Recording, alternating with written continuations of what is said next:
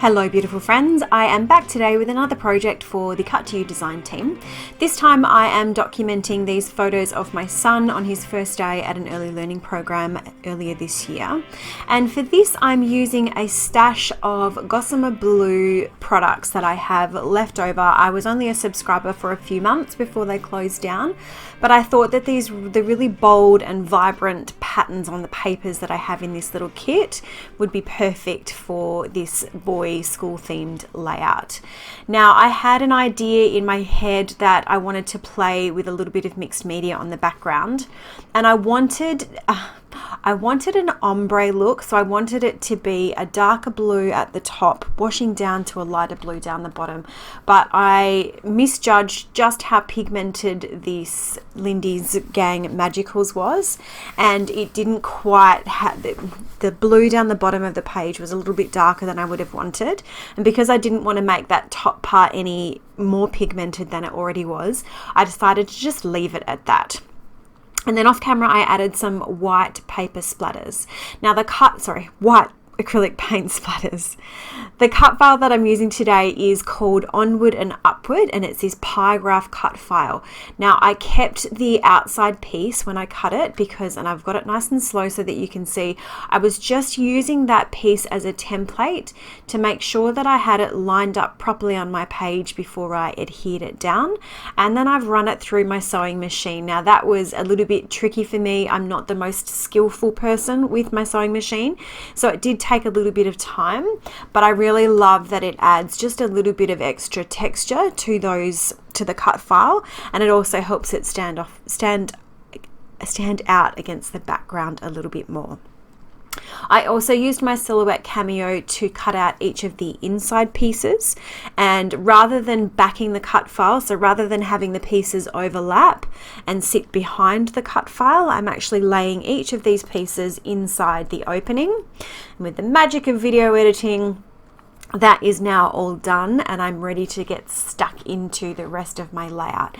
Now I have made this video super speedy today because there was a fair bit of fiddliness going on, and I didn't think you needed to watch that super slow or we would have ended up with a 20-minute video. So I have made it super speedy so that we can get through it quickly.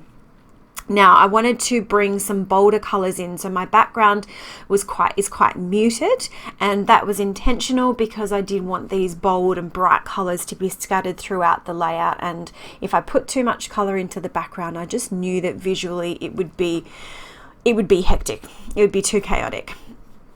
So I've backed my two photos side by side with a really thin mat of an orange cardstock, and then I'm using some of this leftover piece here. Now this yellow is the back side of the orange grid, which I've used to fill the cut file.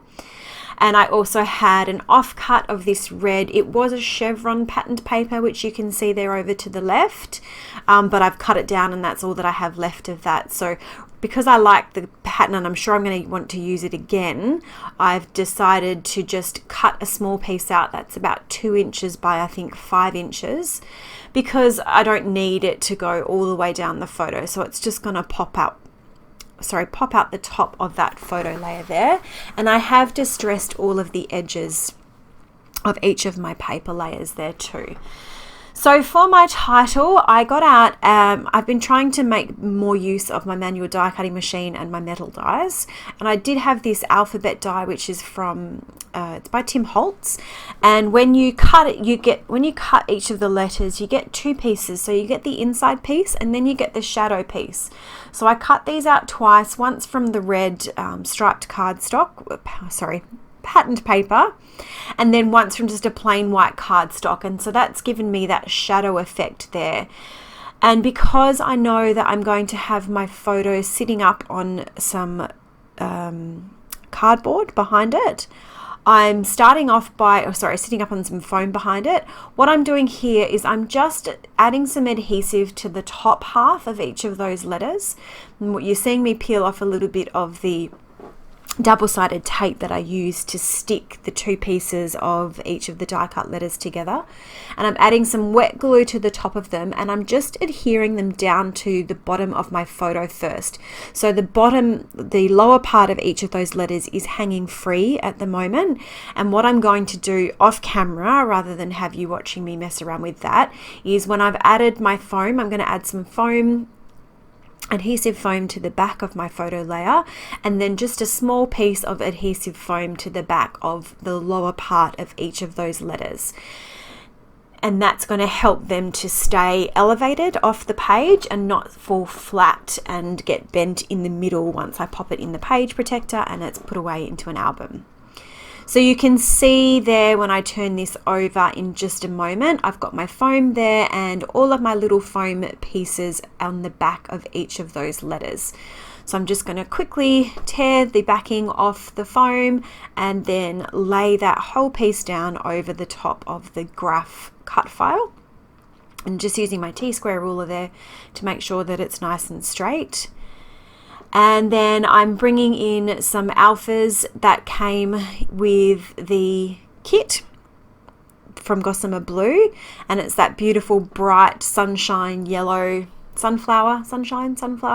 It's a beautiful bright yellow color, and that's just going to finish off my title. So I am adding some wet adhesive behind these, and that's just because I have found that some of my not so old layouts, when I've gone back and had a look through some albums, I have found that adhesive on things like alphabets, adhesive embellishments and things like that just haven't really stood up to the test of time, and I've found some things floating loose in page protectors. So now I'm just trying to be extra careful and adding that additional layer of wet glue behind things before I stick them down onto my layouts. So that's the title all done there, and now I'm ready to start embellishing. I had some offcuts of tags, offcut pieces, which I turned into tags, which you can see to the left and the right. And I had these washi strips in this sheet of washi strips in the kit, but the washi strips were too wide for what I was wanting to do. So I've just run them through my paper trimmer and cut each of them in half, and my idea was to use the washi strips as kind of a bit of a ledge, because I'm going to put my journaling up here on the top left. And I started building my cluster, and then when I've started building my cluster, sorry, I'm having a little bit of trouble with my words today. I've been filming quite a few or doing quite a few voiceovers, so words aren't coming easily. I started building the cluster here for my journaling to go, and then I realized that I had popped it too far down on the page, which I think I realized before I started sticking that journaling down, just eyeballing it. So I realized that it's too far down, and so I'll move those journaling strips off to the side and pull those pieces up and then re-stick them down a bit closer to the top of the page.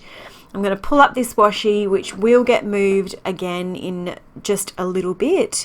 But yeah, I just thought I'd keep this bit in here so that you can see I am always a big fan of showing you the good and the bad when it comes to scrapbooking. So just thought I'd leave that in here so that you can see that not everything goes to plan, and sometimes, yeah, we do have to lift things up and start again.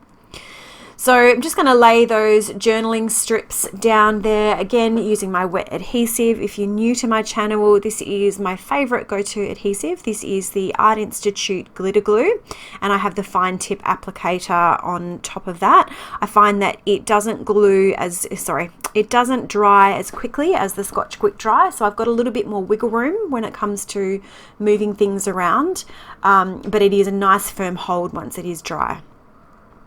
So I've just moved those washi layers up again so that they sit underneath the journaling, and now that whole spot is exactly how and where I want it. And now I'm ready to start doing some embellishing. So I had these rubber pieces. I pulled out 2 of the rubber pieces from what I had left in my kit, and I put that yellow star there at the top, the cluster on the right.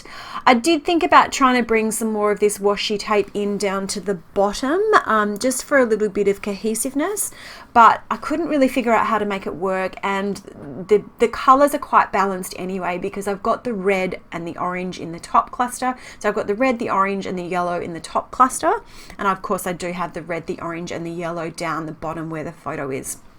And that's really what I was looking for, because the red and the yellow and the orange are the really bold, striking colors, and those are the things that are going to draw your eye on this layout. So I just wanted to make sure that there was some balance here, so that visually you're not drawn all the way down to the photo cluster or all the way up to the embellishment cluster on the top right. And I think I've achieved that by the time that this layout is finished.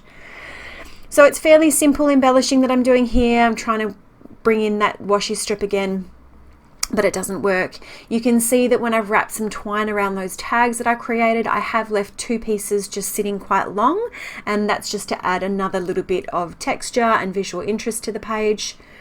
I also went back in and pulled out these what are they called, vellum circles, and I've just trimmed a couple of them down because I did want to bring in just a little bit more of a pop of yellow and a pop of red to sit around my photo, and I thought that was a really nice subtle way of bringing those in. So I'll just pop those down at the top of the photo. Played around with a heart there, but it didn't work. So I think now I just bring in a couple of word strips. I've got one here that says documented, and then I bring in a few little tiny word stickers, which you can see just off to the left there. And then to finish this off in just a moment, I'm not reaching for my Nuvo drops, which is something different. I've got loads of enamel dots that came in with this kit, so I'm going to use those to scatter around my page just as the finishing touches. And that is it for this layout. Of course, I've got some links down below in my description box to this cut file if you'd like to pick that up in the Cut to Use store. If you are new to my channel, I would love for you to go ahead and hit that subscribe button so that you can join me for all of my upcoming videos.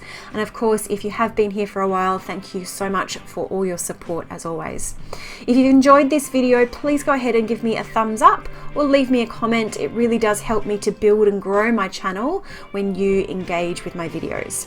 There are some extra close-up photos coming in just a moment, but as always, thank you so much for watching, and I hope you have a great day.